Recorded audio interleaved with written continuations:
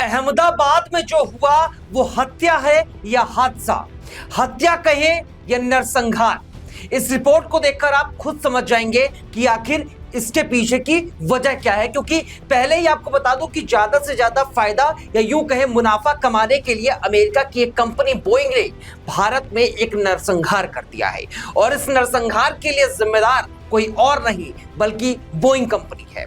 और ये हमारे इल्जाम नहीं है, बल्कि ये इल्जाम बोइंग में काम करने वाले एक अफसर का था, जिसे 9 मार्च 2023 को संदिग्ध परिस्थितियों में मरा हुआ पाया गया था। और वो नाम है जॉन बोनेट। और ये वो जॉन बोनेट है जो बोइंग कंपनी में क्वालिटी मैनेजर थे। मतलब उनका काम था कि वो जांच करें कि कौन सा विमान सही है या नहीं, उनके विमान में किसी प्रकार की अनदेखी तो नहीं की जा रही है। और इसी के बाद साल 2024 आता है, यानी पिछले ही साल की बात है। जॉर्ज बर्नेट अमेरिका के साउथ कैरोलिना राज्य के चार्ल्सन शहर के एक होटल में ठहरे हुए थे।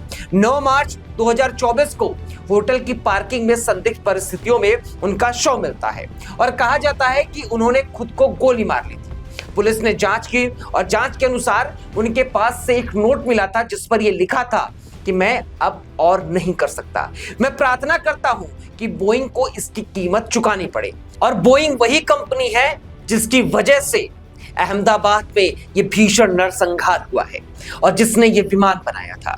इसी विमान कंपनी बोइंग को लेकर अमेरिकी इंजीनियर और बोइंग कर्मचारी सैम सलाहपौर ने साल 2024 में ही गंभीर चेतावनी दी। उन्होंने अमेरिका की फेडरल एविएशन एडमिनिस्ट्रेशन के सामने एक औपचारिक शिकायत भी दर्ज कराई थी, जिसमें 787 ड्रीमलाइनर और 777 मॉडलों के निर्माण में गंभीर संरचनात्मक खामियों के आरोप लगाए गए थे। उन्होंने दावा किया था कि बोइंग ने प्रोडक्शन में जल्दबाजी की है और विमान के मुख्य ढांचे में छोटे छोटे गैप को ठीक करने में लापरवाही बरती गई है और शॉर्टकट को अपनाया गया है, जो विमानों की एज को काफी छोटा कर रही है और समय के साथ ही ये विनाशकारी परिणाम के कारण भी बन सकते हैं।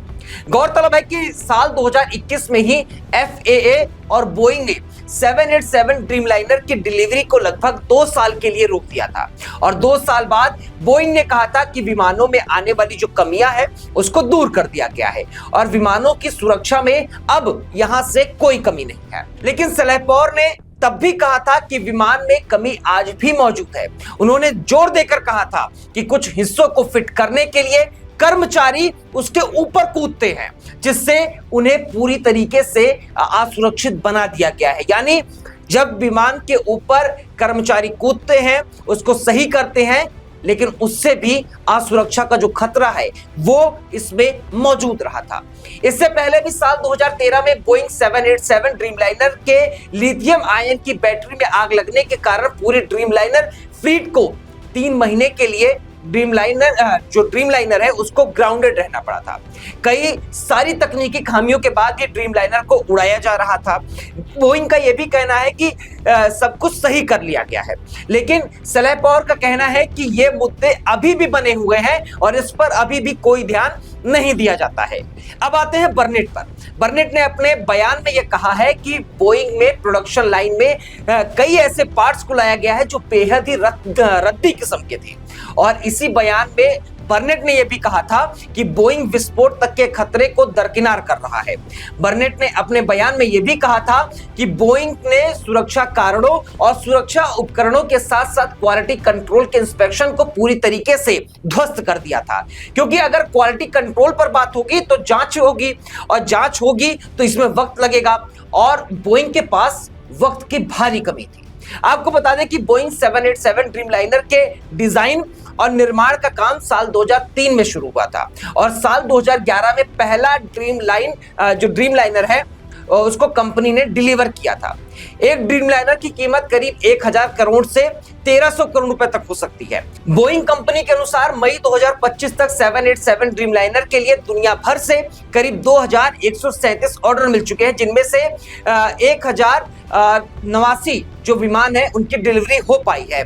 और बोइंग के पास अभी भी इतने ऑर्डर हैं कि उसे पूरा करने में बोइंग को कम से कम 5 से 10 साल लग सकते हैं। वहीं चलते चलते एक और बात आपको बता देते हैं कि सबसे ज्यादा ज्यादा जो ड्रीम लाइनर है अमेरिका के पास नहीं है जहां की ये कंपनी है, बल्कि जापान के पास है। जापान के पास 86 ड्रीम लाइनर है। तो वहीं एयर इंडिया के पास 34 787 ड्रीम लाइनर है, जिनमें से 27 बोइंग 7878 और 7 बोइंग 7879 शामिल है। इतनी जानकारी के बाद आप खुद समझ लीजिए और खुद जज कर लीजिए कि अहमदाबाद में जो हुआ वो हादसा था या फिर नरसंहार। जो भी आप सोचेंगे ये आपके ऊपर निर्भर है। मेरे साथ इस वीडियो में इतना ही। देश और दुनिया की तमाम खबरों के लिए आप वीके न्यूज को सब्सक्राइब कीजिएगा और वीडियो अगर पसंद आई हो, ये जानकारी पसंद आई हो तो वीडियो को लाइक जरूर कीजिएगा। बहुत बहुत शुक्रिया, धन्यवाद, नमस्कार, जय हिंद। वीके न्यूज, राष्ट्र के नाम।